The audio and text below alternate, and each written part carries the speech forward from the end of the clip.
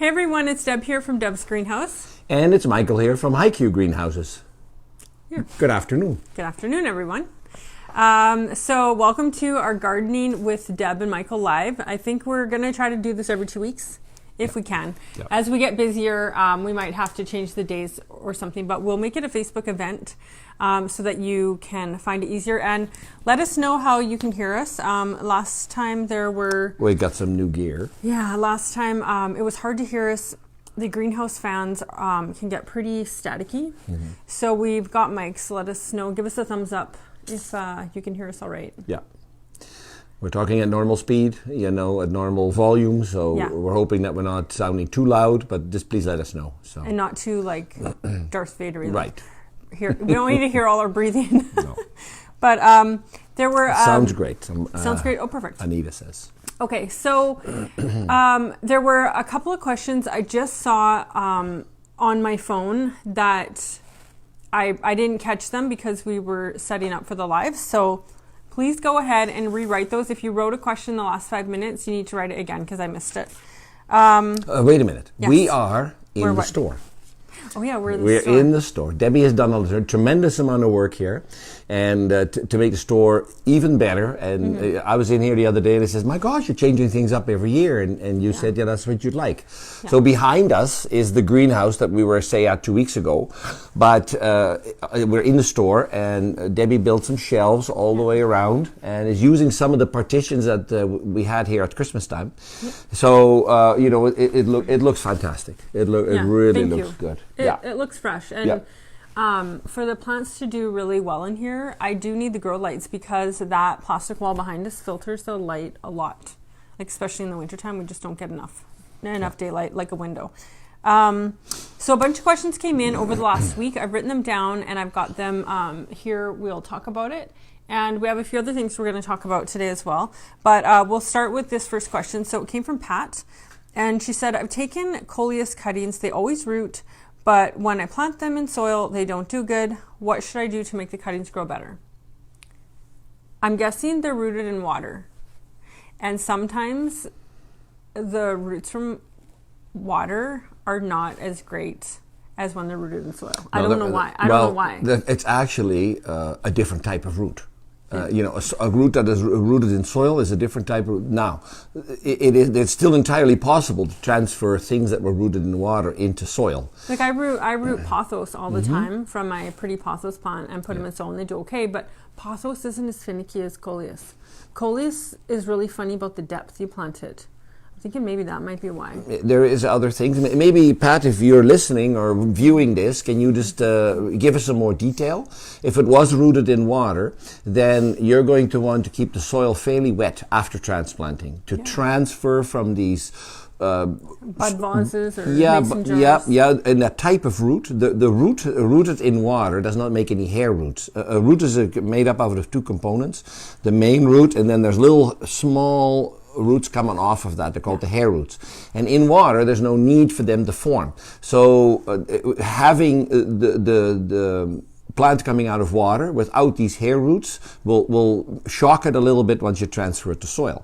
So keeping the soil a little bit wetter on the wet side for the first, say, week is all you need. And then you can dry it down to the regular thing. So if that was the case, hopefully that answers your question. Yeah, that makes sense. If you need more detail, or if we're missing the boat on part of your question, please ask us again. Yeah, and it could be temperature shock too. If they're really warm where they're rooted and then they get cooled off, coleus do not like that. No. They like to be toasty That's warm right. all the time. Yeah.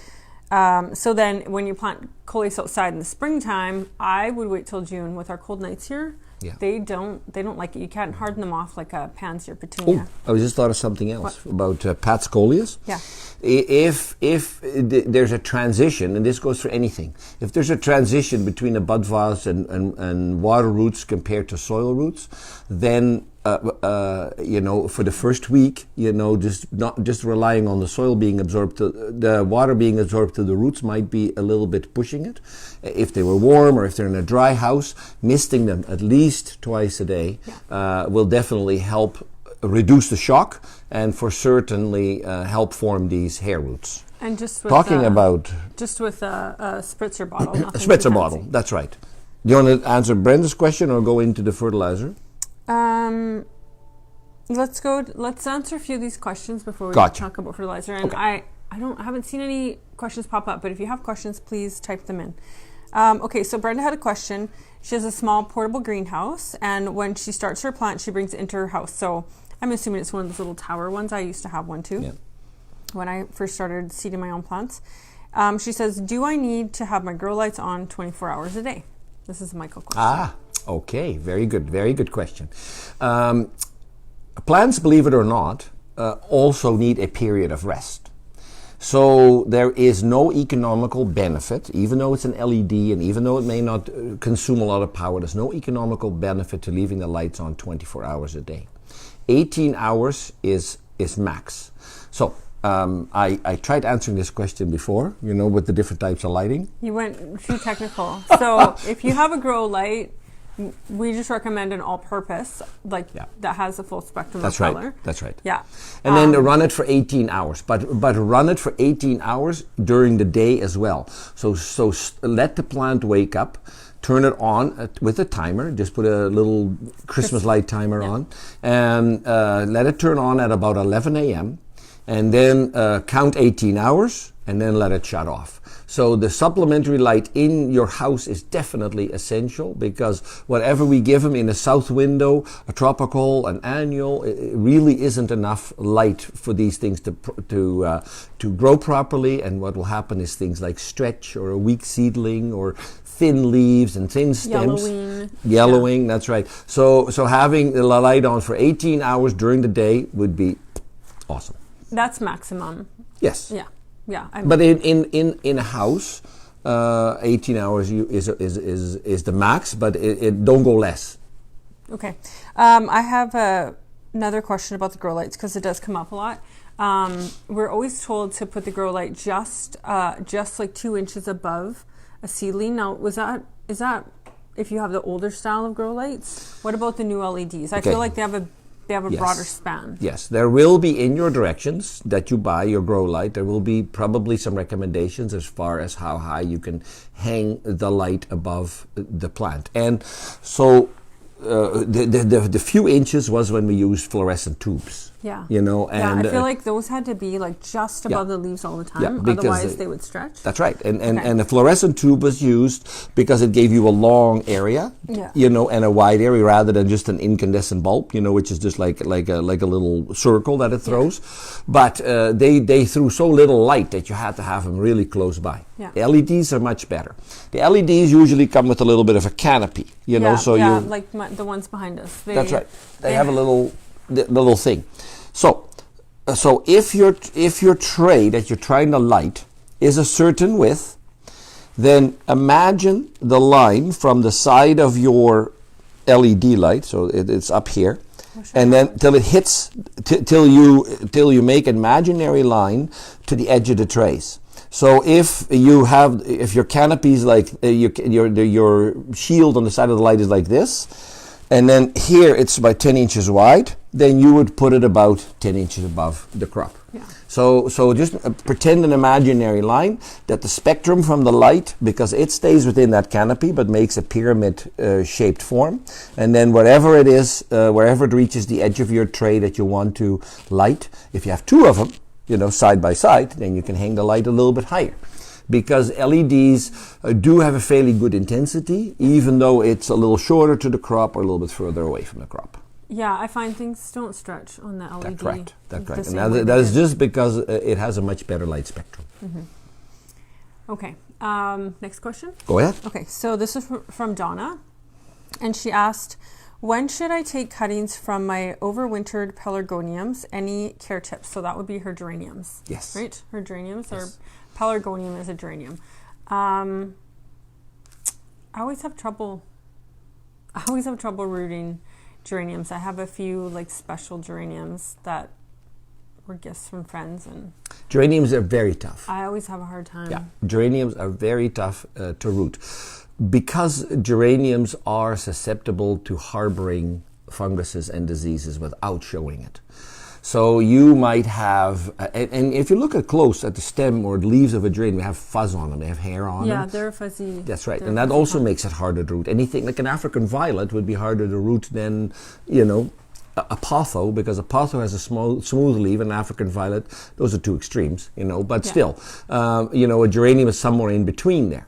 A geranium harbors diseases, it attracts diseases, and it has this fuzzy stem. So there's three things going against it. If you root geraniums, if you could use a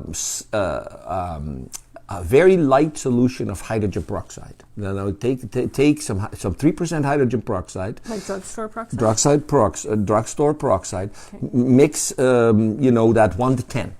So that you're at 0.3%, of... So 1 part peroxide, 10 parts water? That's right. So if you want to put it in large terms, one of those bottles, if it's a half a liter, then you're going to use 5 liters of water. 1 to 10. Oh, yeah. Have 500 mils to 5 liters. You don't want to make 5 liters, but, 1 to 10. 1 part peroxide, 10 parts Yes. water. Okay. And then you with your spritzer, a day or two before, you spritz, the leaves with that, which kills all the airborne funguses that are on there. That what happens there is... So I should spray my geranium plant? That's right, before you take the cuttings. Okay. And then, because more than likely you brought something in from outside when you brought that thing inside. Yeah, definitely. Now it's inside and it's under stress. It's, it's not in the best place. Let's not kid ourselves. The houses are not the best for geraniums. So it's under stress. So you kill these surface funguses, by using the 1 to 10 part hydrogen peroxide. I'm just gonna try to tilt this a bit. Okay. Go ahead. Keep talking. And then you do that twice, 2 days in a row, and then you can take the cuttings. And if you then you use a rooting hormone. That you get from... Why are you laughing? Because Penny said smile, Deb, LOL. I was trying to adjust the camera. Yeah. So you do that 2 days in a row. Then you take your cuttings, and don't make your cuttings too long. You'd want the cutting 2 inches long. A tip cutting. A tip cutting, not only like a tip cutting. Like an old geranium or even a year-old geranium will have a really woody stem. You don't want to try to root that part. Yeah, I've tried. No, that's right. It doesn't work. So a tip cutting, that's right, which is the juicy, the point, at the end of the geranium. So first of all, you want to make sure you have those tips before you can even beginning to think about taking geranium cuttings. So the timing is not as important as if the plant is ready for you. So how do you force it to get ready? How do you, if you don't feel like your geranium has a lot of tips, what do you do? You can, if it is in your house, you can fertilize it, with nature source at full strength. You can also foliar feed it, and then Debbie and I are going to talk about foliar feed versus feeding, so stay tuned. And then these tips will start to grow. So until you can get, about a 2 inch long tip cutting, tip cutting, and then I would recommend you stick that in soil because you did give me a tip one time not to have too many leaves on it. Correct. So how many? So the chances that you don't have too many leaves are okay. So you don't want more than 3 leaves on it. No more than 3 leaves. No more than 3 leaves. Pinch a few leaves. Break a few leaves off. Cut a few leaves off if you had more leaves. Because if the stem is short and it has about 5 leaves on it, all that leaf surface wants to do is evaporate water. And there's no root, so the plant is that much more stressed. So that's why we say 3 leaves. So count from the top. And then that also probably, if you break a few leaves off, it also gives you a piece of stem on the bottom that has no leaves. And then that's the part you stick into the soil. Do you use a rooting hormone? You do use a rooting hormone. Anything you can buy at any local hardware store, a little bit of powder. Yeah, it's usually a powder that you can see at the hardware store. That's right. Now, don't put too much on. More is not better. It's not? It's not. Okay. No, more is not better. Okay. So if you had the cutting should be dry, like it will have been dried from the hydrogen peroxide treatment. So you cut it, and then you just dip it in the powder. Put a little bit of powder in the saucer, just a little layer in the lid from the container. Sorry. Okay. Yeah, you take a bit out of the container and put it in the lid, and then about a 1/4 inch, and then you just dip it in there, and that's all you need. And so the rooting hormone is mostly used for plants that have a tougher stem, like a woodier type stem, and geraniums fall under that category. Definitely. Yeah, definitely. So and then you stick it in the soil. So 1/4 inch of rooting hormone. If for some reason your cutting was wet, more powder will stick. It's much like flour, it sticks more to wet. So then you even tap it on the side of the lid to shake the excess off, because really you don't need a tremendous amount. Sometimes if you put too much on, that would actually rot the cutting. So then when it's stuck in soil, yes. Misting it how often in the house? At least 2 or 3 times a day. Okay, just with the spritzer bottle. That's right. Or tent it. You should also tent it. Oh, someone's here. Somebody's here? Okay. I don't know. So you should also tent it, which means one of those domes with a rubber band on it. If you have it in a smaller cell, and also don't try to root the geranium in too large of a cell. Don't think that I want it in a 6-inch pot, so let me stick it in a 6-inch pot. No, try to buy some of those Jiffy pellets that you can buy at any store. In a tray. We can go into a 6-pack. Regular potting soil that you have in a 6-pack. You have some options. But in a smaller cell that's probably the size of a toonie, in diameter, that would be great. And then you stick about 1/2 inch of the plant into the soil. Yeah. After you make a hole. You make a hole that's smaller than the stem of the plant. Then you wedge that plant into the hole. I always use a pencil. Pencil is good, But if it was a real skinny plant like verbena or vinkevine, then you'd want a smaller hole. So anytime you're planting a cutting, make sure that the hole is a little smaller than the cutting, and then you kind of get it in there, because the contact between the soil and the plant, the stem, is very important. Yes, it has to be fully surrounded by soil. Correct. No air pockets. No. And so make the hole a little shallower than you think it has to be, and then just kind of wedge it in there, and then gently water the soil afterwards, so that there's a good moisture content in it. It should be, when you're done watering, the soil should be glistening, and then you check it in an hour, and then it shouldn't be glistening anymore, otherwise it's mud, So an hour after you stick it, it should not be glistening anymore. And then wait. Misting a couple times a day. And how long to expect roots for geranium? Oh, it'll take you 3 weeks. At least 3 weeks, hey? And try not to pull it out, put it back in, pull it out, put it back in. No. They will be checking them all the time. Don't do it. You pull it out and you just go blow on it. Damn. And then you can see if it has any roots growing, and then you quickly stick it back in, so no one can tell that you looked at it. I know we do, but it's not the best. We do that all the time. No. Okay, so that method really... It sounds convoluted, but you're taking a cutting. Sometimes you're dipping in rooting hormone. Yes. If it's a woodier, thicker stem. That's right. If it isn't, you don't need it, and you just stick it in the soil. That's right. I missed it a couple times. And Penny says 3 weeks for roots. LOL. Yeah, it takes a while. Yeah. Thank you. That was good. That I have trouble with geraniums. Yeah, so I do, and I don't know if it's too much tenting, because I cover the bed that I've got my seedlings in. Like, I think it's perfect for the seedlings, but it's a little too humid for my geraniums. Again, because that geranium has the fuzzy leaf. Now all this moisture that's in the tent, you can tent it, but tent it at night. Don't tent it. Only cover it at night. Yeah, cover it at night and leave it open to the air with using the spritzer during the day, because in the tent you'll get humidity building up, and that humidity sits on the leaves, and then because we talked earlier that the geranium has somewhat of a fuzzy leaf, there it's going to start rotting. Yeah. Okay. German ivy inside. Tips on growing German ivy inside. It's a tough one. German ivy roots really easy. I have a really beautiful German ivy plant in my house. Yeah, but it just loves where it is. All yours died. Remember? No. Yeah. My German ivy. Your cuttings on your bench? Yeah, no, my Well, cuttings didn't do well because again, it was too wet. Yeah, but it was about rooting. It was about rooting it. Yeah, it's really easy to root them in a bud vase. Really easy. Really hard time rooting them in my seedling bed. But again, the humidity is perfect for seedlings. A little too humid for my German ivy. What happens with the German ivy? It's a large waxy leaf. You think like it's easy, and it does root very easy. But the problem is with those large German ivy leaves, they turn black. They turn to snot. They get spotty in the fall time. Yep. Yeah. So tips on growing German ivy inside. So growing the plant, if you already have the plant grown inside, mine looks really good, really healthy, nice and dark green.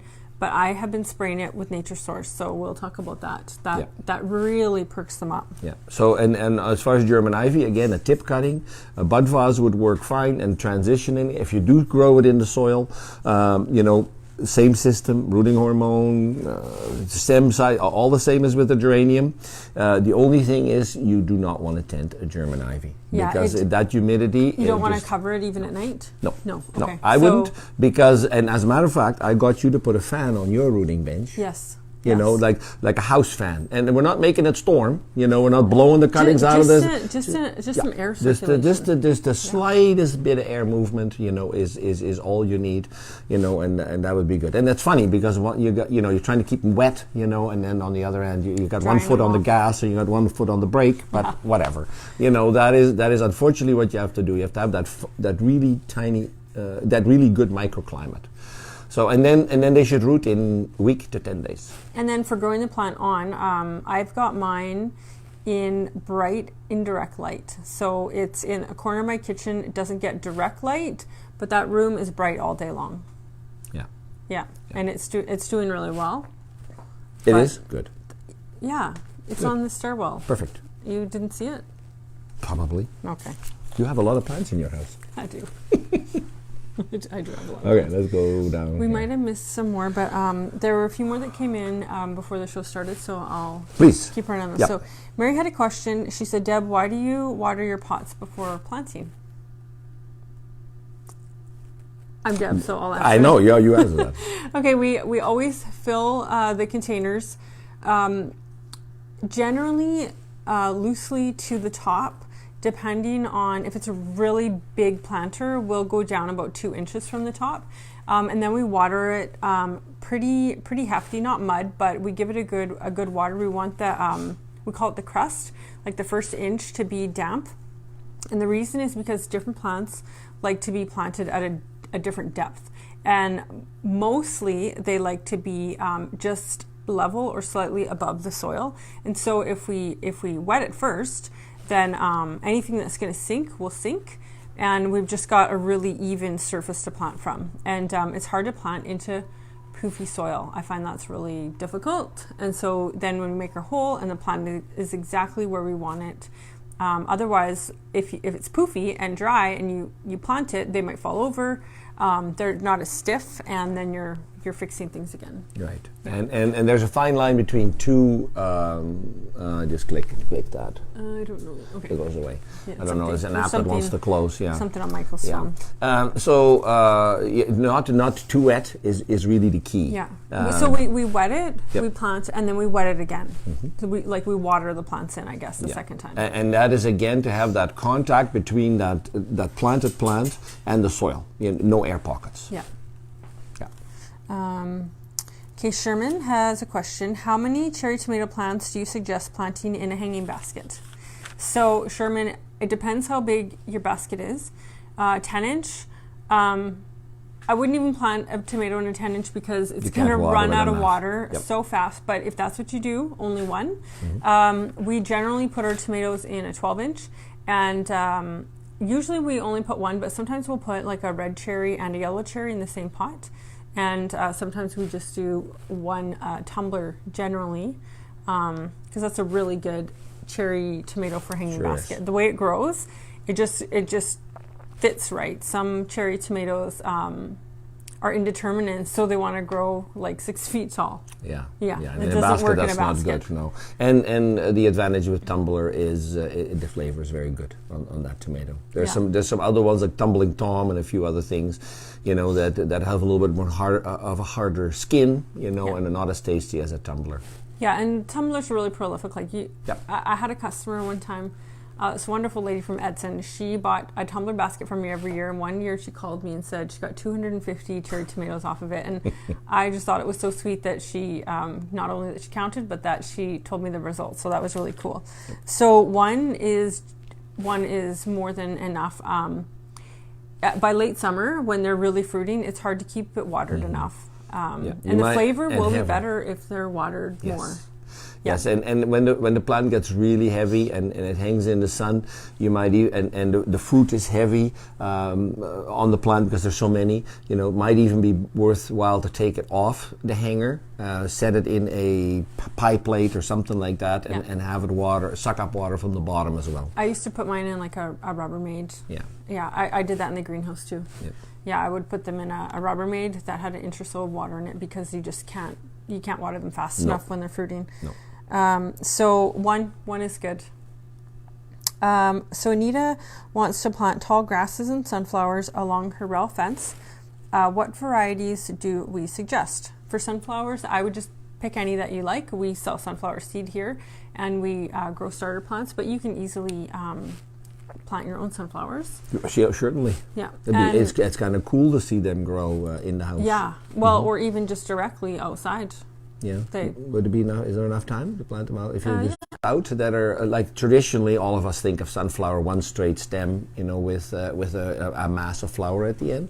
There's some new sunflowers out, you know, called Sundance or Sunfinity that make smaller heads, but that are branching on their own. You might have to pinch it once, but then you'll get 4 or 5 stems, and with still decent size sunflowers heads on them. They're called like continuous blooming. Like they usually you might get a few flowers on a sunflower and they're done, but these are and you're planting them along your fence, so maybe you have an issue with your neighbor, you know, and then, you know, having this wall of sunflowers might be better, you know, than this one tall stem that's like 8 feet tall. I would see them if it's a large area, because those other sunflowers, Sunfinity, they're kind of, you know, they're pricier if you're doing a large area. Yes, they're more for a patio, I think. They're a little shorter. For centipede. And then grasses? Yeah, for grasses, Carl Forster. Definitely Carl Forster. That's a staple. The number one. What's great about Carl Forster is it's a perennial. We'll have it this spring in store. What's another good tall grass?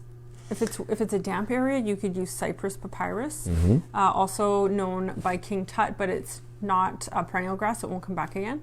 I would say Carl Forster. Yeah. There's a couple other calamar. A warm is a cooler loving plant, Calamagrostis. You can buy other ones. Carl Forster is one, but there's also Overdam with a variegated foliage. Yeah. So I mean, there's a couple different kinds that are all perennial. If you wanted something with a plume or a feather, then my favorite grass is one called Penicillium rupelli.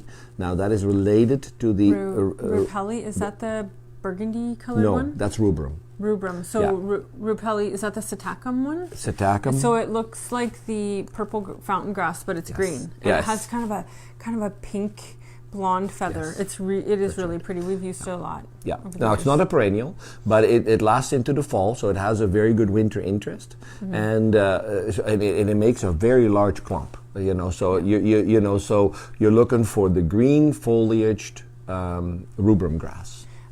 Something we did in the Secret Garden last year too is we were able to get seed from local farmers, and we did different plots of grains that the farmers in our area grow every year. So I thought it was really interesting that when you drive by a field, you don't always know what is planted in it.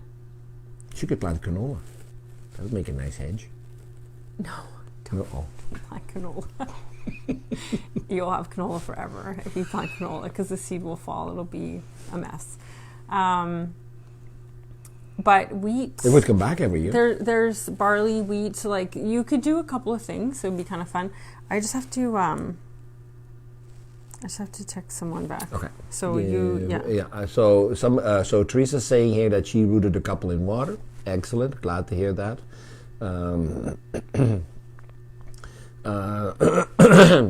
Found geraniums like it warm. Yes. So Isaac is adding to my geranium story. And yes, geraniums like it warm. So after you stick your geranium cuttings, that's actually something I forgot to mention, put them in a warm spot. Not necessarily put them in the windowsill because the glass will be cold at night. But especially at night, but but don't put them on the heat register either, because the heat coming out of a heat register from a furnace is hot and dry. And so it's definitely going to kill that plant. It won't work. So warm does, and again, more is not better. So thank you, Isaac. In a warm spot, on a heat mat, a heat cable, water bed. We talked about having a water bed bladder, something like that, or even those pads that you put between your tiles and in your bathroom, that warm your feet, when you're in the bathroom in newer homes. Something like that would work as well. Thanks, Isaac. But it's really easy to get the proper seedling mats. It is.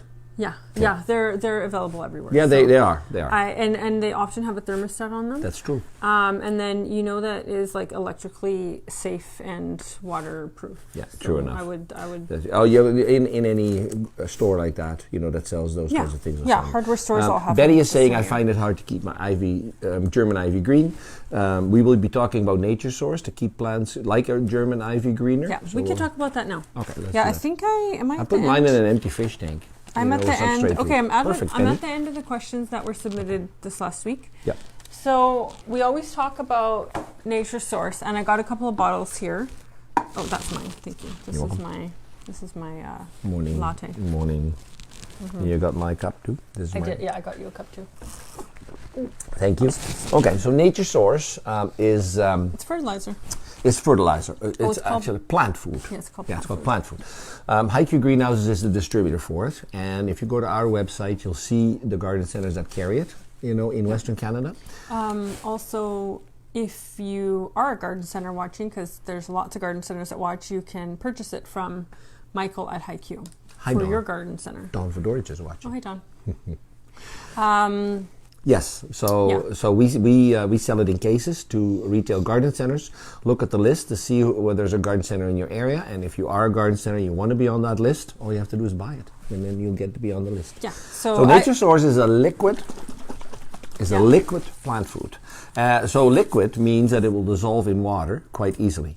It's a concentrated form, this here, and it's a one type does all. Like you do not have to switch. Okay. This one is tomato vegetable, but it also works on your flowers. So this will do absolutely everything you could be growing. This is mostly the flowers. Veggies and flowers. Yeah, but it's not. It's not specific also to tomatoes, which this one is. No, that's right. So and it comes in different sizes of containers. There's even one like this that you attach to a garden hose, and it siphons. The garden hose goes here, and there's an on-off switch, and then as you're watering, it sucks it out, and then of course you can use another one to refill this one, or you could buy a big one to keep refilling this and keep reusing this guy. So Nature Source is derived from the husks of canola and soybeans. So it comes in at the factory as a molasses, and then they stabilize it. Now it's organic based, so they will be adding certain components. So it's not certified organic. Well, but it's organic based. That way, every batch has exactly what it needs. That's right. Yeah. That's right. Yeah, keep it more consistent, and it's a concentrated form. So in your garden application, you only need 2 milliliters per liter. 2 milliliters per liter. Yeah. That's very little. That's very little, so it's fairly concentrated. Yeah. And I usually just do a cap full in my watering can. Sure. Or bloop. Yeah, bloop. Oh, you're not cooking that way, You always measure things when you're cooking. Yes. Not when you bloop. Well, only when you're baking, not when you're cooking. Okay. I actually use this one all the time because it's even more convenient. So, although this one is tomato and vegetable, you can use it for flowers too. And you just push the top. So I just I just do like 2 squirts in my big watering can or 1 squirt in my little watering can. And if you overdo it with this stuff, it's not going to hurt the plants at all. No, like in this case, you do not have to be afraid. Now, this doesn't have any dyes in it, so it's not going to stain your sidewalk or the inside of your watering can. It's a very easy to use product. It dissolves in cold water. Like I said earlier, it's just really nice. Now, it can be used as a watering application, so you add it to water, and then you just water your plants with it. But it can also be used in a water spritzer bottle. Yeah, as a foliar spray. That's right. And my bottle's at the end of the counter. But it can be anything from the dollar store, like a little spritz bottle, or Princess Auto sometimes has them on for sale, $1.99. I want to get my Princess Auto thing. I have to take off you my... do? Yeah, I okay. can't. Foliar absorption of... Just hold that. Okay. Absorbing fertilizer, plant food through the foliage, is beneficial because it's directly in the leaf where it needs to be. And again, 2 milliliters per liter is a good rate to be using even as a foliar feed. So you put 2 milliliters per liter in your little spritzer bottle, and away you go. So this is not Princess Auto. This is dollar store, but this is what your spritzer bottle could look like. Yeah, and so that's all you need to do is a little bit of a sheen. It doesn't even have to run off the leaves. So they say sometimes spray till run off. Yeah. You just, as long as you get a little layer on the leaf, it does not have to run off. Yeah, like I've been using this. Good, a little higher. Yeah, there you go. Perfect. It's like airlocked. It's airlocked. Now this one is from Princess Auto. There. Just spraying them. Yeah. That's all you need. And you don't have to worry, like I can spray this so we can be sitting here. It doesn't matter. That's right. It's an organic based product, so it can be used indoor. And I've been using this on the seedlings. That's why I have it mixed up. Yeah. Good. And that really helps coloring up plants like German ivy, like your geranium. If you wanted to speed up your geranium so that it had some leaves long enough for you to take cuttings, by all means go ahead and use that as a foliar feed as well as a feeding of the soil at the same rate, and then you'll get good results. This here is handy too. Yeah, this one's from Princess Auto. Yeah, you don't have to pump this. You pump this like this a few times, and then you just press the button, and then it sprays the same way. Yeah. So it's not where you're triggering all the time. You pump it. And spray. And we've got backpack sprayers and different things. When we're like right now, I'm just using a little hand spritzer, but when we are really going in the greenhouses, I've got like a quad sprayer on a cart that I hook up to a car battery. So it's electric, and then I can just spray Nature Source on everything. That's how I do everything in the whole greenhouse. Once a week or so, hey? It really helps things perk up. It's like giving them a multivitamin. Mm-hmm. Yeah. So it's good stuff to use. And so, if you're starting seedlings and you want some fertilizer now, you can order the fertilizer on my website for pickup. We don't ship it. No, the post office wouldn't like anything that's swishing around. And they might frown on that. Yeah. Plus, it's heavy. It's heavy to ship. Okay, did we miss any? I have no idea. Okay, so someone says from Instagram, when the plants in the greenhouse turn lighter green, can Nature Source still be used? One rep said there wasn't enough phos in it. Phosphorus? Phosphorus? Yeah, you definitely can use it. You can definitely use it. The formulation on Nature Source is 1043. So phos, like the viewer is referring to, is the middle number. And so it's a lower number. It would be a lower number. Actually, what turns leaves green is nitrogen, which is the first number. And if they turn light in your house, like you were saying, then it's probably a lack of light. No, he said. And the plants in the greenhouse. In the greenhouse. In the greenhouse. Sorry, in the greenhouse. In the greenhouse, it could be different. Like, if you've got lighter green plants, they could be overwatered. They could be lacking iron. If they're iron could be, but there's a certain pattern for certain deficiencies. But if it's generally turns lighter, it's probably a shortage of nitrogen. So you're growing your plants quite quickly when you have them in the greenhouse, and having grown plants quickly, not enough fertilizer for them to eat, and then they will turn lighter. We call it in the greenhouse business, we call it starving. So they're kind of really starving hungry for food. Yeah, they're hungry. I remember one time when I was first growing, I sent you a question, and I'm like, "What's going on with my impatiens?" And you're like, "They're starving. They're hungry." I'm like, "Okay." Yeah, that's the term we use. We learned how to do that.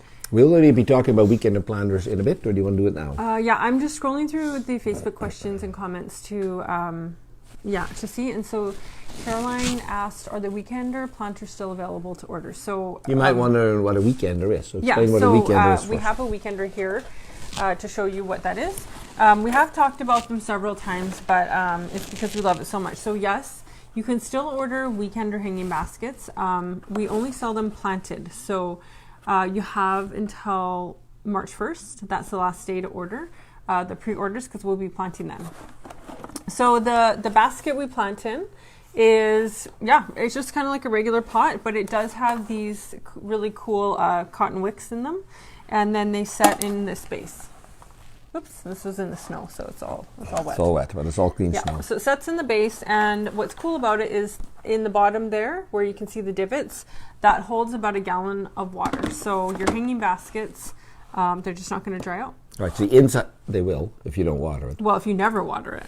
You do have to fill up the basin every once in a while, but once a week or so. So the wick, the wick, this inside piece rests and is suspended above the water reservoir. And there is an overflow here, so it'll never be like sitting in water all the time. It just wicks the water up from the bottom. Yeah, and then the baskets that you get. Sorry, to poke your eye out.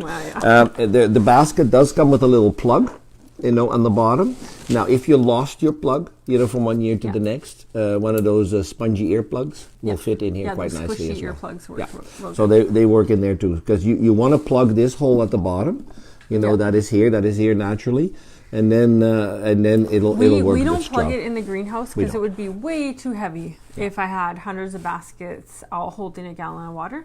So we let you do that at home. Yeah. And on a new basket that you buy at Deb's, the little plug will be mounted on the wire somewhere. It's actually wired on the lip. There isn't one on here. My golly, you got a defective one. Yes. So there'll be a little white plug, with a little wire on the edge, if it wasn't defective. And then these come with a real sturdy metal hanger. That swivels. That swivels, yeah. So your basket will turn in the wind instead of just flopping around. We've been selling these baskets for about 10 years, but I mean, you've been using them for cities and towns for a lot longer. So Michael grows a lot of gigantic hanging baskets for cities and towns. So using the same concept. The same style of basket. These ones that we sell are 16 inches, which is a good size for homeowner. It's a big size. But cities and towns are using, what, a 2 foot? 24. 24 inch, So that's a little bit...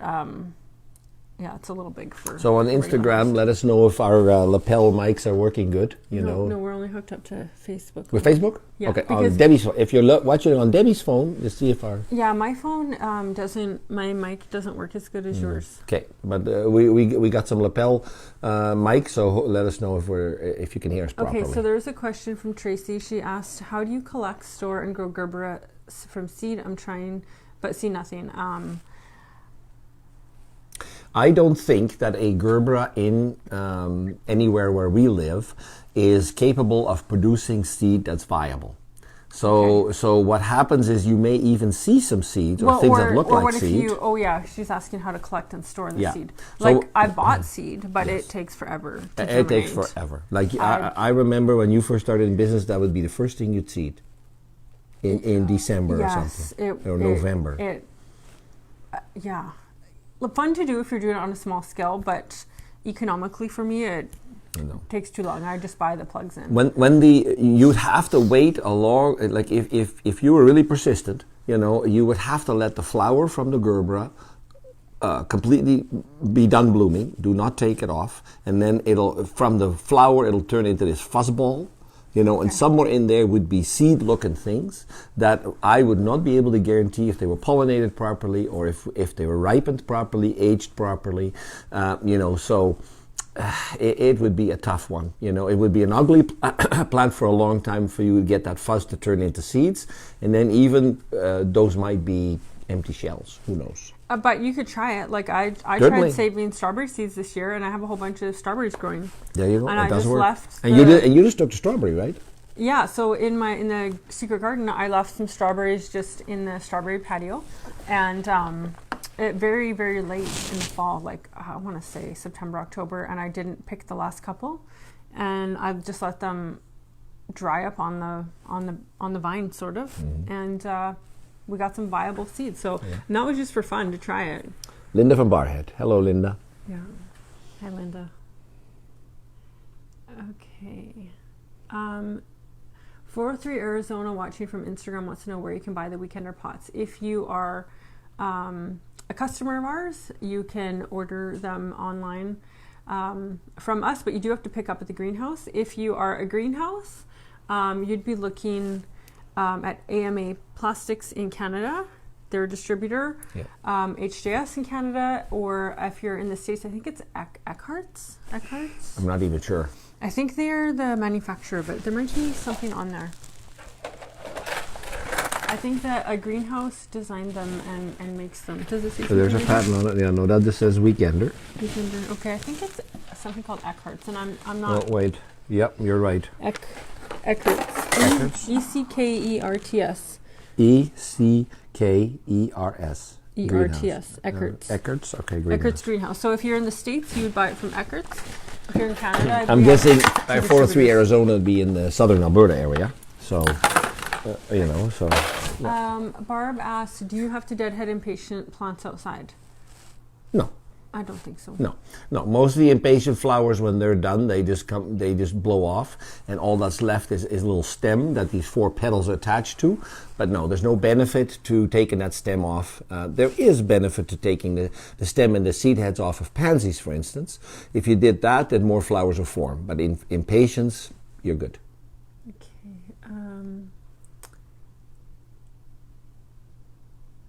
Jerry says, I have northeast and west windows around my house and huge poplar trees on the east and west side, so lots of shade. I want so badly to have indoor plants in these windows, but I think I'm buying the wrong types for the areas I want to put them because they either die or look sad. What kinds would you recommend? If you think it's really shady, I would just get a couple of grow lights. You could have the grow lights for years, and that would keep all the plants happy. Yes. Otherwise, something really shady, maybe ZZ plant. Yeah.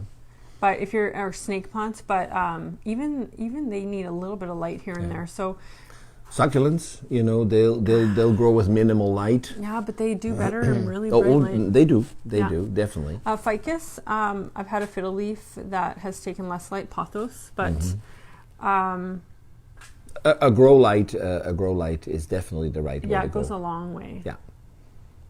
403 Arizona's Arlene Penner. Do you know Arlene? Oh, I do know. Hello, Arlene. Okay. She's a customer. Yes. Okay, so then Arlene, if Arlene, you would be able to buy them from AMA Horticulture out of Ontario, but also HJS out of Winnipeg sells them. So. Yeah, and they only sell them to commercial greenhouses, just in case other. Yeah, and you might have to buy a case of 12 or something to do that.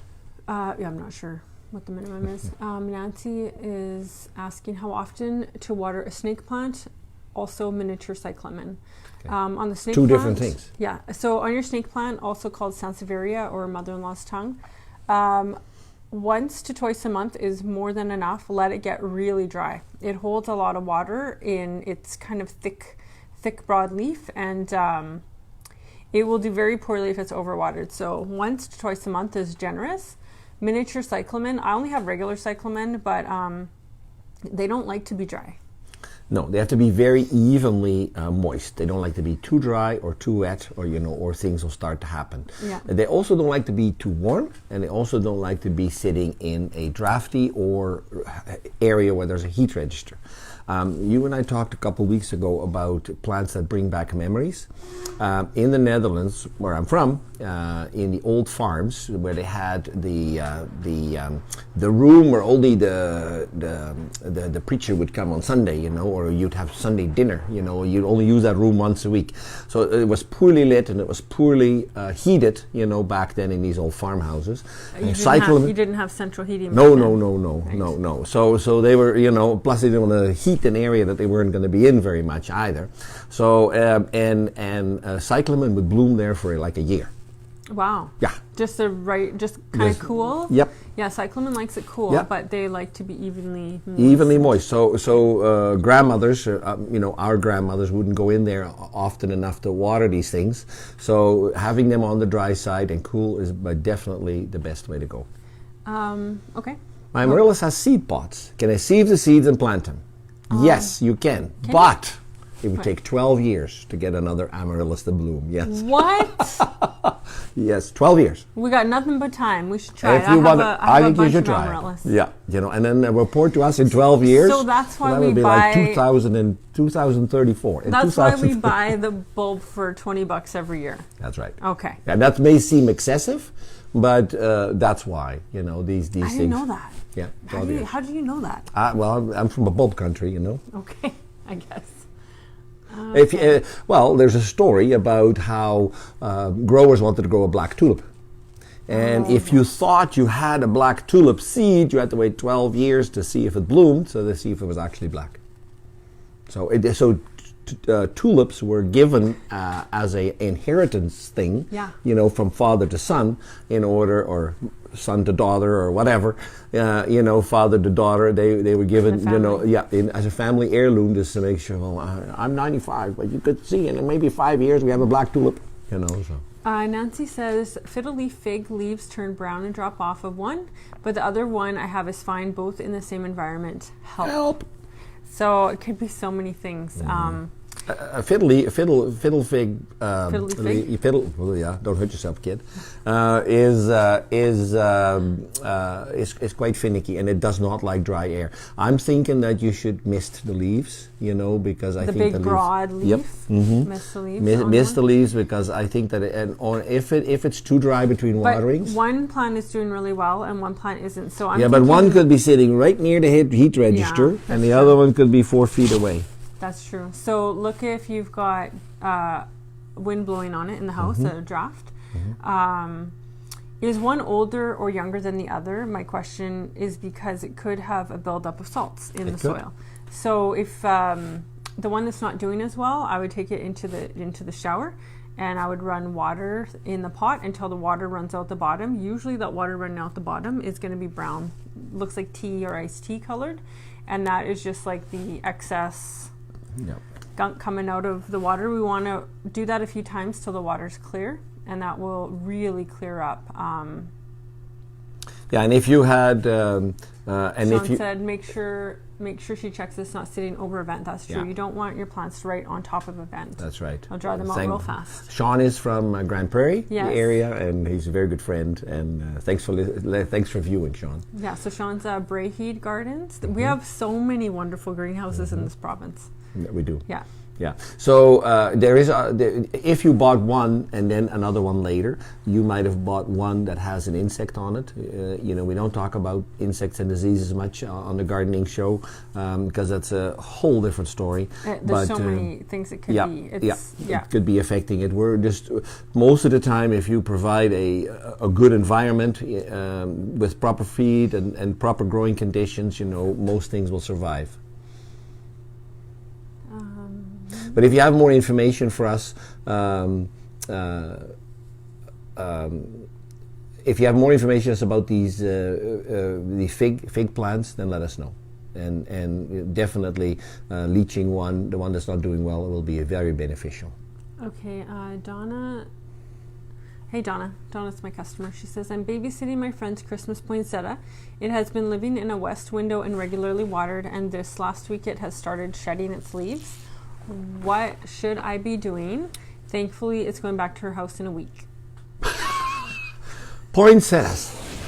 Michael will tell you to throw them out and buy a new one next year. That is right. And they say, like, sorry, it died. So what happens with the poinsettia is a poinsettia will only bloom in the wintertime. So now when you're watching TV and you have your poinsettia in the same room, it's probably going to turn green. But in that in-between stage, between these nice colored leaves, which are not leaves, but, called bracts, but...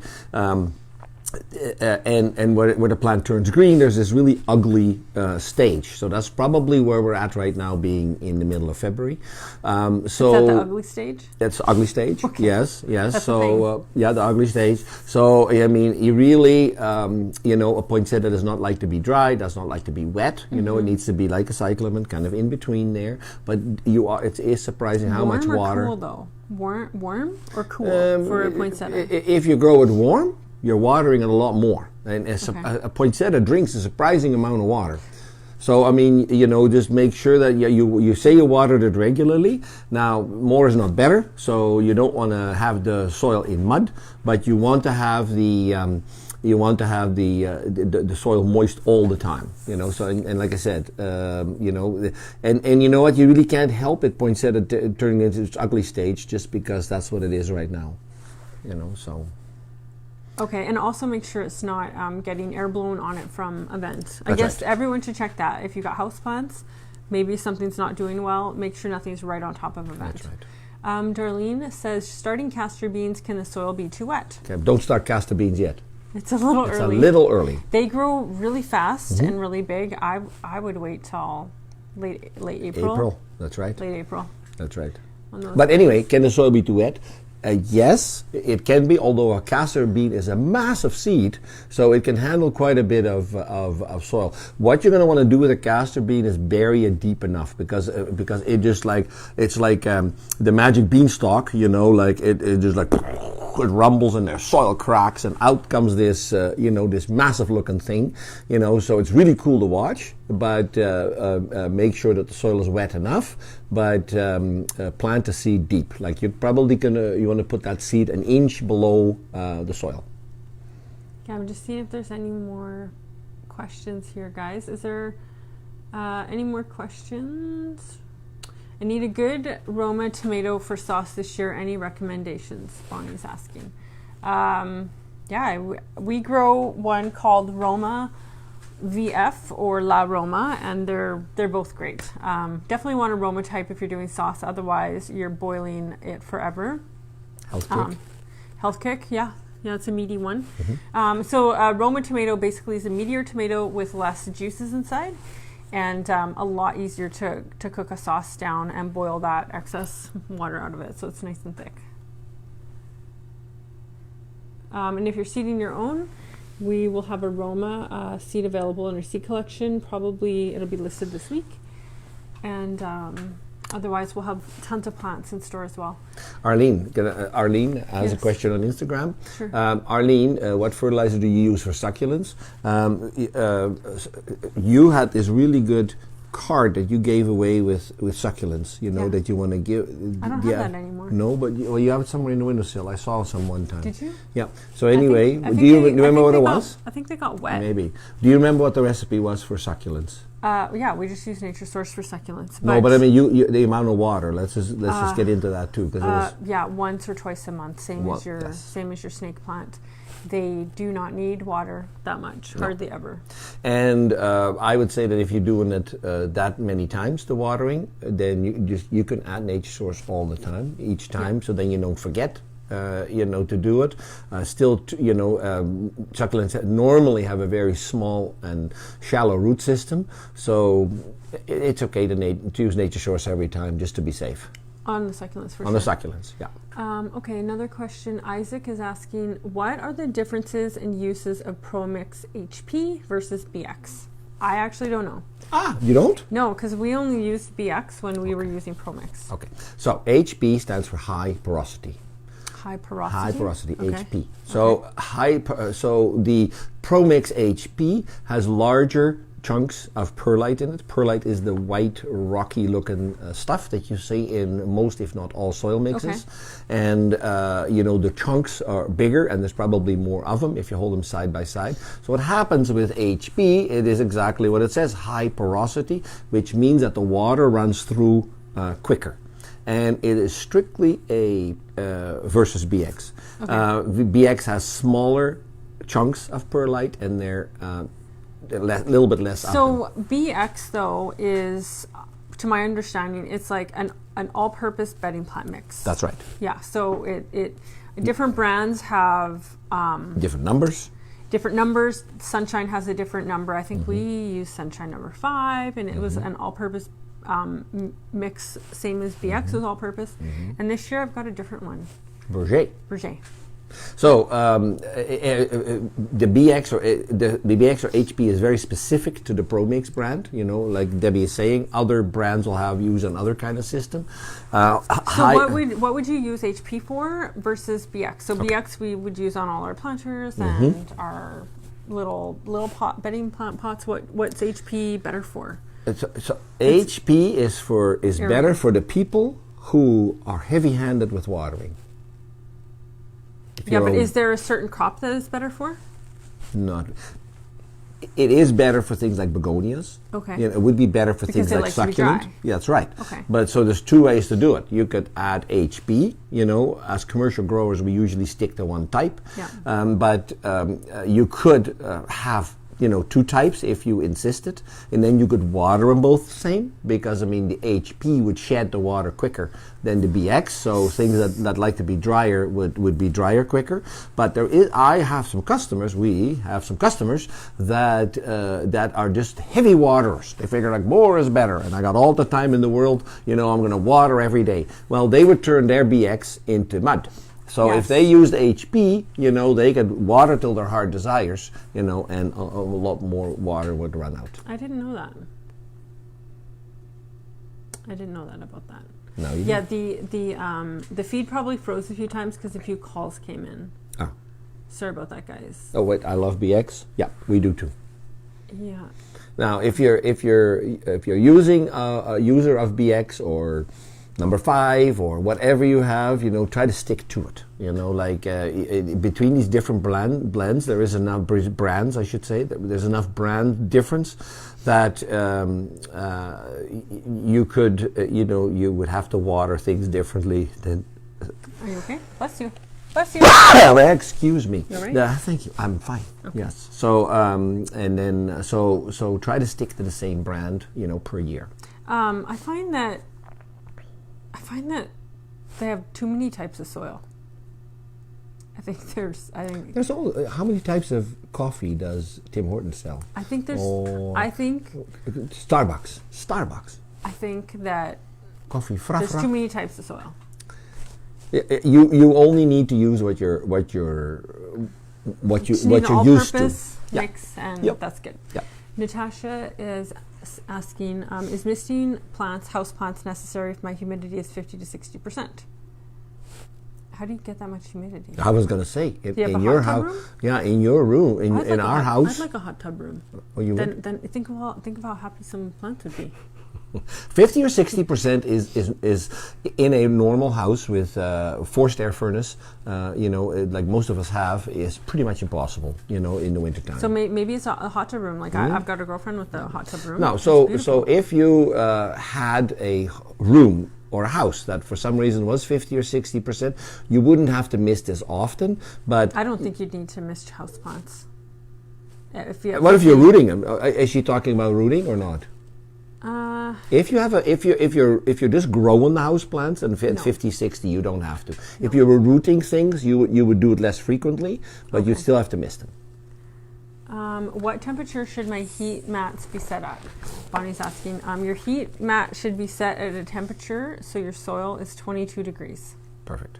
So that might mean it's a little bit higher to get 22 degrees, and we check that with a heat gun. Mm-hmm. Yeah. Yeah, those infrared things. Yeah, Princess Auto sells them. How do you measure? Hey, Bea is my neighbor. Oh, hi, Bea. How do you measure your humidity for tropicals in your house? I I've never done that. You can, for the connoisseur, you can buy hydrometers. They're called hydrometers, and in a specialty store that sells tropicals and tropical supplies, that sells growing supplies, that sells lights, LED lights would have something where you would ask for a hydrometer. A hydrometer, okay. And you'd measure your humidity, and then you'd need. No, I mean that would just be a thing with a dial on it, like a thermometer. Okay. And it would just read it all the time. It would just tell you what the humidity That's right. is. Okay, and then you have to decide if you need to miss them. That's right. Anne completely lost the sound. I hope you got it back, Anne. Do you have the fertilizer for houseplants? Yes, we do. We use Nature Source on everything. Everything in the greenhouse. Everything. Yeah. Everything. Yeah, gardening, everything. Everything that At gets 2 milliliters per liter from the concentrated form. Because the jug is concentrated. Sherman says, I need some for this summer, the fertilizer. I think it was interesting to see you lost the tomatoes with the Nature Source solution. Lost them? I didn't lose any. Sherman, maybe Not just sure enlighten us, making sure we can answer your question properly. What is this called? Oops, sorry, I don't know what you mean. Can you use it on houseplants? Yes, you can use it on houseplants. Do either of you sell zonal geranium plugs? No, I only sell, the only thing I sell in a plug is some succulents, only because you need them small to get a whole bunch in a planter. Otherwise, I don't sell any plugs at all, and most garden centers don't, because we're not licensed to. Did you know that? That is correct. This guy is, though. Hi. Yeah. So we have what's called the Unplugged event. If you go to highqgreenhouses.com, in the top right corner of our main page, you'll see something called the Unplugged event. And that is on Is that 2 days? That's 2 days. 2 days? Yeah, April. End of April? End of April. End of April. The last Friday and the last Saturday in April. And so you'd have to register for that, because we like crowd control and parking lot size, all these kinds of things. We do 15 people per hour, so you can book a 1 hour slot on both of those days in the times that we're open. And what you'll find is we'll give you an empty tray, and we will have samples of everything that we grow. There's hundreds of different varieties, and it's a kind of a shelving system that we have, and then all the trays are labeled. Yeah, everything's and on carts, and you get your empty tray and get to shop. That's right. So yes. So if you're interested in the Unplugged event, you need to take those home and pot them up and put them in as much light as possible and grow them indoors for at least a month. That's right. So this is the end of April. They cannot go outside. Yeah. It's way too cold for that. And you have to transplant them, otherwise they'll be way too stunted. small. Like the plant is only like little. Yeah. So it's a lot of fun growing things from plugs. Yeah. And so you could get some at the Unplugged event. And but we have there's no guarantee on what colors and no. That's it's just like Christmas. Yeah. Oh, my hanging basket did. Marge said, my hanging basket did awesome all summer and into fall. Good. I'll answer a question for 403 Arizona, which is Eileen. Yes, Berger is available in Alberta. Several growers, several of our colleagues have switched over to Berger. It's a very good blend. It's a really nice.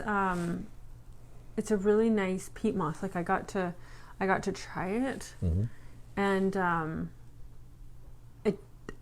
I really liked it. Yeah, it's a very nice product. It's a good all-purpose. Yeah. So if you our salesman is in Ontario, Eileen, but you can buy Berger, but they're already sold out. So if you don't have any, then yeah, it's actually hard to get peat moss this year. Yes, and plastic pots. And any of us sell plastic seeds pots and all kinds of things. Yes, and fridges. You can. Yeah. Is it hard to get a fridge? Oh, yeah, hard to get a deep freeze in a fridge. Yeah. Yeah. Are you looking for one? I'm not. I'm just saying that plants are not the only thing that are affected by these shortages. Yes, exactly. Leanne asked, "Do you sell the pots empty?" I do not sell the Weekenders empty. We only sell them in our pre-orders because they're a really pricey pot. I don't just have extras laying around. We only order in what has been pre-ordered. So if you'd like to try the Weekender pots, get those pre-orders in on our website. That's debsgreenhouse.com. And we have lots of cool combos for you to pick from, lots of colors of plants. We do need that order though by March 1st, because once we're busy planting, we stop all order takes. Yeah.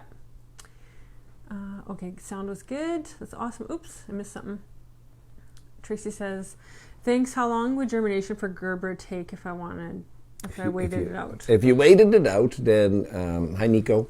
The germination would probably be 2 weeks. You would seed the seed on the surface. Don't cover it, but keep it very wet. The soil has to be very wet for germination. We actually do germinate Gerberas, but we don't harvest our own seed. And we do. We grow Gerberas from seed. The Maxi Mix. Mm-hmm. Yeah, Floraline. Yeah. Yeah. Yeah. Well, I know you grew them for new blooms one year. We had so many beautiful Gerbers that year. We had was it Floraline? It was Floriste. Floriste. We had a breeder.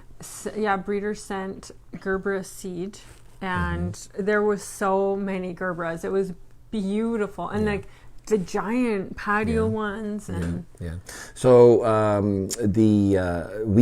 so if you did want to wait it out, you put the seed on the surface of a tray, keep it fairly wet. So you want to spritz it, probably with clean water, for about 2 weeks, and then all of a sudden you'll see it crack, and then you're hoping that it'll anchor into the ground. So the seed will crack, and the little root will come out, and you go like, okay, let's go down, buddy, and then you want it to hook onto the soil. But it's really cool to watch because the seed is at the surface. And Gerber Seed, I got trial Gerber Seed when they had some new varieties come out. This is probably over 5 years ago. And the seed germinated really well the first 2 years. I had so much seed, like I couldn't use it all up that quickly. And after that second year, the germination rate tanked. Like we didn't hardly get any out of it after that, even storing them properly. So seeds to be stored in your fridge. Yeah. So if any of you have extra seed packages, you have to store your seed in a fridge, because as soon as you open the package, moisture gets in, or humidity gets in, and that ages the seed. So that is why after 1 to 5 years, and somebody will tell us that they had tomato seeds that were 10 years old and they were still germinating. Yes, that is very possible. Yeah. But certain seeds just don't do as well after a couple of years. That's lettuce. Chives and onions. Fresh seed every year. Yeah. Okay, Sherman says, I have never had success with corn. Do you suggest starting them indoors? How soon before the last frost? Absolutely. We start a lot of corn in the greenhouses, tons of corn. So many people buy corn started because unless you have a very specific short day variety, it's hard to get it from direct seeding in the garden. We do have a seed that we sell through Secret Garden Seeds here at the greenhouse. You can order online. That is a short day corn. You could probably get away with it direct seeding, but you'd want to start that about 3 weeks max. Not earlier than 3 weeks before you can plant it. So our frost date, in Edmonton. In Edmonton, yeah. A lot of people plant things May long weekend, but we almost always get frost after that. I would wait till June to get your corn outside, so that about the second week of May you wanna seed them inside. Yep. You don't want them too advanced going outdoors. Kathy's Will Dora grow in Parkland County area as a perennial? No. No, not as a perennial. But it will grow as an annual. Yeah, it's an annual. In probably all of Alberta. Mm-hmm. Thanks for the advice on the castor bean. Nice to see you too. Why is it still winter? Cheryl, I don't know. I thought Cheryl, isn't Cheryl? Oh, yes, that is your Cheryl. My Cheryl. My Cheryl. Yes. Yeah. Hi. Hi, Cheryl. Why is it still winter? We don't know. You'll just have to go inside and paint spring. What do you recommend for grow lights for seeds? I buy grow lights on Amazon. But the spectrum is it's a full spectrum, all-purpose grow light. Yes. Yeah, I don't sell grow lights here. I'm not open the time of year when people need that kind of stuff. We only sell the seed, which we ship out. But grow lights are so readily available now, and buy the LED type. Yeah, buy the LED full spectrum all-purpose grow light. Hardware stores do have them, but the bigger garden centers around Edmonton and will have them as well. Sell them too, yeah. Sherman says, also my first year growing patty pan squash. Do I start them indoors? Yeah, for sure. At least 2 to 3 weeks before planting them outside. So again, that'd be the same as the corn. Hey, same as the corn. We are the faces of spring, says Cheryl. About the same time as corn. What you're going to want to do is the squash. If you do grow squash or any kind of vine crop inside, and you're going to transplant it outside, put it in a large enough container, because put it in like a little 4-inch pot. That's right. Because they grow pretty quick. Yeah, and they're not fans of being transplanted. But here's the thing: is cucumber, squash, they don't like being transplanted, and everyone will tell you it's because they don't like their roots mushed up. That's maybe part of the reason, but the bigger reason is they don't like cold soil. That's right. So if you're growing that inside and you're like, oh, it's mailing weekend, we're going to plant my vegetables, and you're transplanting cucumbers and squash, it's way too early in our area. The soil is cold. We need to wait until the soil is like warm to the touch, and we don't get that till June, the first week of June. That's right. So you will have more advanced cucumbers and squash if you wait until the first week of June to plant them outside than if you plant them early. weekend. Because No, often they'll just stunt. Mm-hmm. Yeah, they'll actually go backwards. You know, you'll got planted something and you go like, oh, the air is nice, but the soil might still be too cold. Yeah. And then you just see the plant go backwards, and it might take 2 weeks. You know, and then it'll fail. They just die. Like cucumbers, if they're cold, yeah, they'll just die. Shrivel up and die. Yeah. So growing them inside in a larger pot before you move them outside is by far the best idea. Yeah. And you know, and you could take a cucumber out that has a long stem like that, like a long branch with leaves like that. It doesn't matter. You know, so you can grow that for a long time in your house. Yeah, and I have a cucumber video on YouTube. We actually cover all of our cucumbers when we plant them outside for a couple of weeks, even when we plant them that first week of June, because they like it extra warm. So you can take a look at that on YouTube if you want. Just Google Deb's greenhouse. Shannon is asking, how often does a window thrill succulent bloom? Mine is blooming with yellow flowers. I'm not sure if she meant windowsill or window. Well, windows. I think widows thrill. Widows thrill. Oh, sorry, I should get closer to read that. I'm not familiar with specific succulent names, but all succulents, all plants will eventually bloom. But an amaryllis might take 12 years, you know, or a tulip, but you know, any plant will eventually bloom. So you know, it might have matured enough that all of a sudden it blooms. But a lot of succulents will bloom in the wintertime. In you know, because they're a plant that likes to bloom under short days. And my Haworthia always blooms in the winter. Yeah. But I could have a whole tray of succulents and 5 of them will be blooming and the rest of them won't. I find that they're not consistent like other plants. And you're not growing a succulent for the flower. Yeah, but it's sure pretty to see. It is. They make a long stem. They do. Could you use the fertilizer you have on houseplants? Yes, we absolutely use it all on houseplants. Caroline is asking, how effective is adding powdered eggshells for calcium to soil for grow tomatoes? I would just buy a tomato fertilizer because then you know you're getting the amount of calcium that you need. And if you did insist on adding eggshells to your soil, you'd have to ground them to a powder.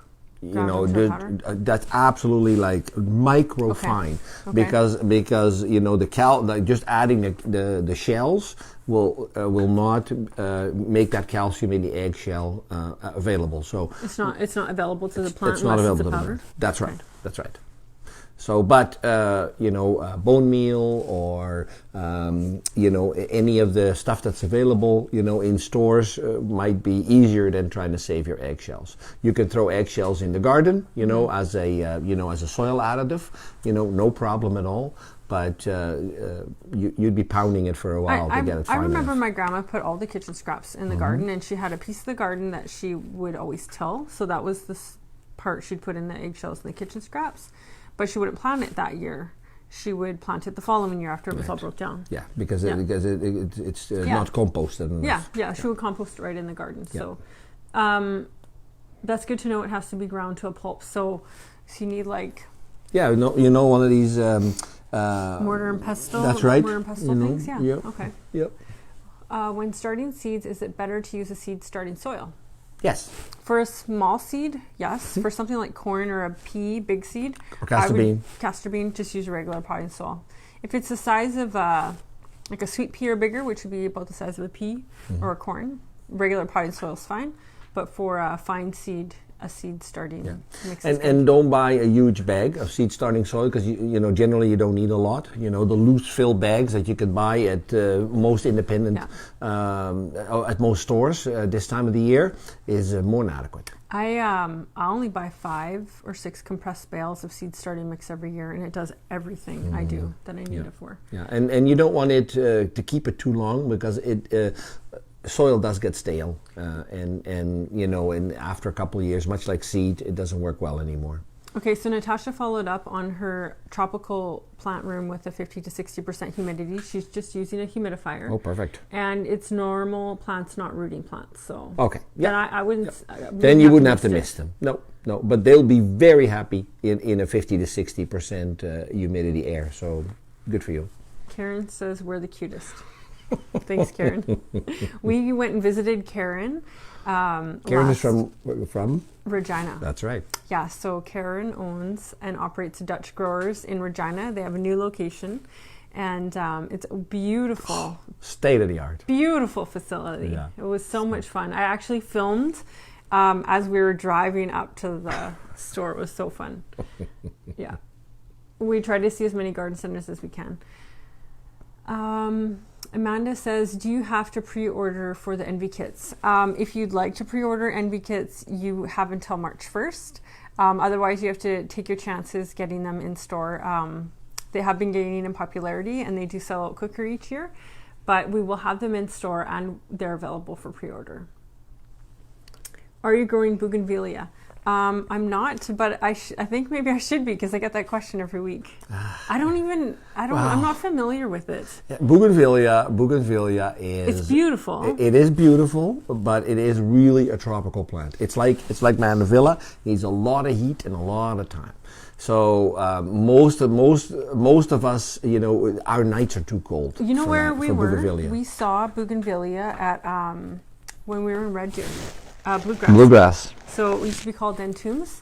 Now it's called Bluegrass. They had beautiful bougainvillea, but they're keeping this greenhouse so warm and so humid, and I just can't do that in the wintertime. No, and they wouldn't have them available for the long weekend or Mother's Day. You wouldn't see those for sale until July. So my tropicals, I bring them in from different suppliers, and I'll watch and see if they have bougainvillea available, but it's not something we brought in before.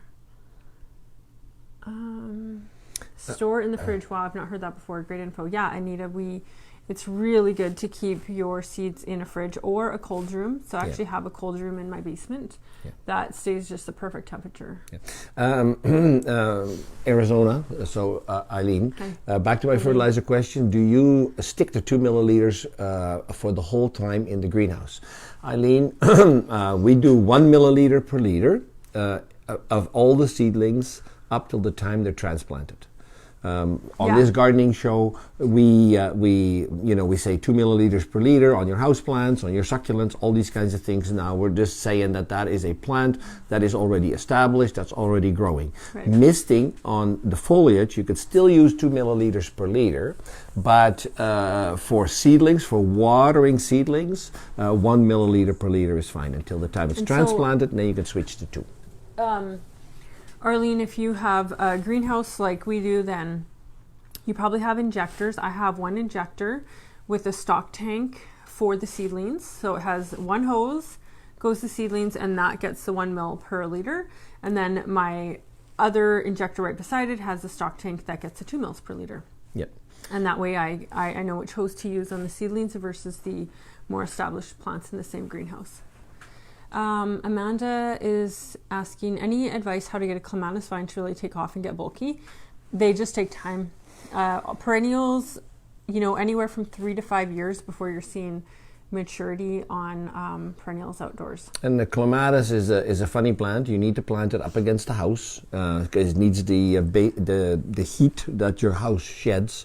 Otherwise it winter kills. So it's a very, very tender perennial in zone 3 where we are. Yeah. There are varieties that are hardier than others, but it does just take a couple of years. Yeah. And then in the summer, you need to you need to protect the roots so that the sun doesn't beat on them and burn the roots. So some rocks, that shed the heat on top of the soil in the summer is also essential for clematis to even survive. Yeah, I've even at my farm when I planted clematis, it's cooler in a rural area than in town.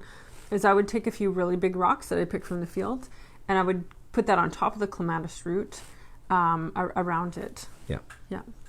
To cover the roots. Bonnie is asking, what about watermelon and cantaloupe? When can they be started indoors? Same as cucumber. So when we refer to something like a vine crop, then a vine crop is anything that is Melons, from that family. Squash, cucumbers, yeah. Pickling cucumbers, slicing cucumber, anything that grows as a long vine, we call a vine crop. So 2 to 3 weeks before our frost date. And to be really on the safe side, if you didn't plant the vine crops out until June the 5th, because we usually get a couple of cold nights, June 1st, June 2nd. Almost always. Yeah. So if you waited till June the 5th, you would be so far advanced that, those 3 days or a week, even a week, if you didn't plant anything until June 15th, you'd be so far advanced that you're still probably going to be picking cucumbers, before anybody else. Like sometimes you see farmers in the field that are seeding their crops, and they're struggling, and then a farmer comes along and sees the quarter beside there 3 weeks later, and guess what? They mature at the same time. It doesn't always work that way. I get that, but having that soil warm for any vine crop is super important. Teresa says, does anyone sell helleboras here? I've watched Laura and Garden Answer talk about these and grow them. They're so beautiful. Unfortunately, it looks like not our zone. They bloom Feb to May. Maybe we can grow them inside. I watch her as well, and I'm always drooling over the beautiful hellebores, but they are not zone hardy here. And once in a while, I'll see them come up on a supplier list, but they're just going to die. Yeah, and they would have to be grown indoor because they definitely can't go outdoor. Even in Vancouver, they were tender there. Like they grew a lot of helleboras for the Olympics, the 2020 Vancouver Olympics, and they struggled. I know that our friend Debbie Shadarchuk from Birchwood Meadows greenhouse, she has some hellebores, and I don't know if they're just for her, but she had some in her greenhouse. She's keeping it super humid and toasty all through the winter though. Like she had eucalyptus that was as tall as me, that she had kept for fun. Yeah. So it can be done if you have a greenhouse or something like a hot tub room, but it is just not a common bedding plant here because they don't winter. How often do you water succulents? Water them once or twice per month is more than enough. Yeah, someone's saying hello. Oh, wait. Go back? No, I got it. Okay.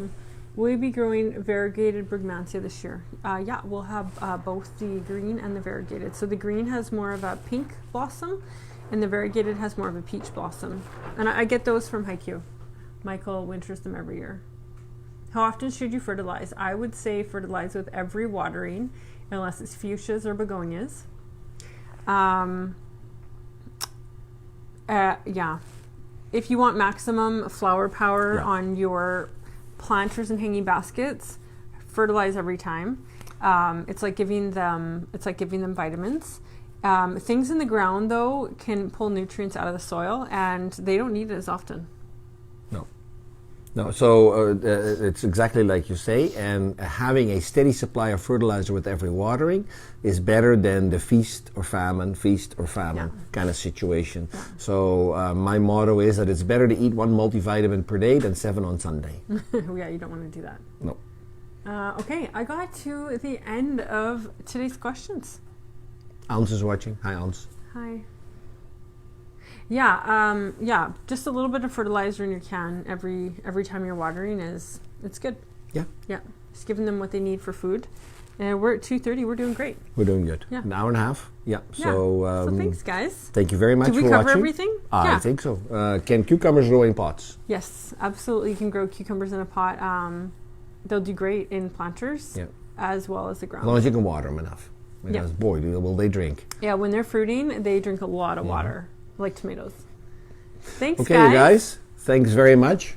We'll do this again, and Debbie will announce it, and... we're going to try to do every 2 weeks, but, if basketball or something doesn't line up, then we'll do it a different day. Yeah. Thanks, guys. You bet. Quick question from Arizona, from Eileen. Do you fertilize begonias all the time? Yes. And the reason why you can do it all the time... No, she says you don't fertilize on begonias all the time. We do. The same rate, because begonias drink less water, so you're not watering as often, so you're not fertilizing as often either. So it kind of regulates itself that way. So, okay, thanks you guys. Thank you. Have a great day.